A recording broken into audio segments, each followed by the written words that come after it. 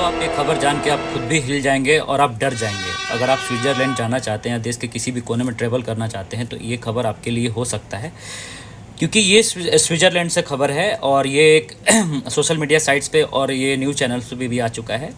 इसमें हुआ क्या है कि भारतीय मूल के दो कपल जो कनाडा रहते हैं वो जाते हैं स्विट्ज़रलैंड घूमने, और एक चाइनीज़ मैन एक औरत को इतनी बुरी तरह मारता है कि उसका 12 दांत टूट जाते हैं। 12 दांत टूट जाते हैं। औरत कहती है, अब उसका ये कहना है कि वो बची नहीं, वो जिंदा नहीं रही, क्योंकि वो अपने शीशे में देखने से खुद को डर रही है। एक औरत का सबसे बड़ा श्रृंगार उसका और जो खूबसूरती होती है उसके चेहरे से होती है।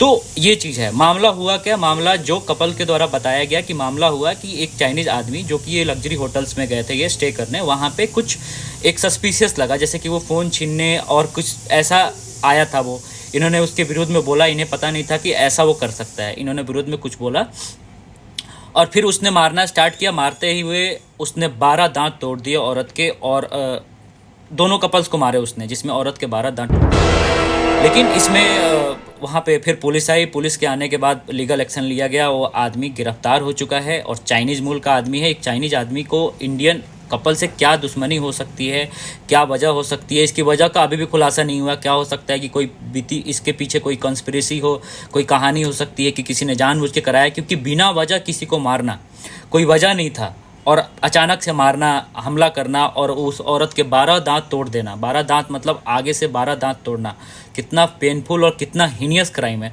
ऐसे कोई आम आदमी कर नहीं सकता, और बिना गुस्से के, बिना किसी वजह के ऐसा कोई नहीं कर सकता है, क्योंकि छोटी सी बात पे, गाली पे, इवन एक दूसरे का भाषा भी नहीं समझ पाते, ठीक है, इंटेंशंस भी नहीं समझ पाते, ऐसा होता है। तो ऐसा मारना, इसके पीछे हो सकता है कोई साजिश हो सकता है, या फिर हो सकता है कि ये एक मतलब कि बहुत सारी कॉन्स्पिरेसी लग रही है इसके पीछे, क्योंकि कोई बदला लग रहा है या कोई क्या इंटेंशन हो सकता है, कोई भेदभाव हो सकता है। ये कैनेडियन कपल्स जो कि इंडिया मुल्क के हैं, जो कनाडा में रहते हैं, वो वहाँ से स्विट्ज़रलैंड गए और उनका वो रात नाइटमेयर बन गया। वो ज़िंदगी में ये चीज़ें कभी नहीं भूल पाएंगे। इसमें स्विट्ज़रलैंड गवर्नमेंट ने बहुत बड़ा कड़ा एक्शन लिया है, जिसमें हो सकता है कि जेल भी हुआ हो। जो क्रिमिनल है उसके खिलाफ बहुत बड़ा एक्शन लिया है, और वहाँ के जो मेडिकल जो ऑर्गेनाइजेशन है, जो वहाँ की चैरिटी है, उसने ये किया है, एश्योरेंस दिया है कि उनको अकेला नहीं छोड़ा जाएगा, उनकी पूरी ट्रीटमेंट का ध्यान रखा जाएगा, उनके हर चीज़ का ख्याल रखा जाएगा, उनको अकेले नहीं छोड़ा जाएगा, उनकी जितना उनके साथ ज़्यादती हुआ है। तो ये क्या महज एक इत्तेफाक था, लड़ाई था, या फिर कोई और कॉन्स्पिरेसी हो सकती है? क्योंकि अगर आप कहीं जा रहे हैं, कुछ भी है, तो अपनी सेफ्टी अपने हाथ में है। जब तक आपको कोई बचाएगा तब तक आपके साथ बुरा हो सकता है। तो आप जब भी जाएं, सावधान, सतर्कता बरकरार रखें। अगर कोई चीज़ आपसे कोई लेना चाहता है, कोई फ़ोन लेना चाहता है, तो मुझे लगता है कि आप दे दें, पुलिस उसको ट्रेस करके निकाल सकती है बाद में।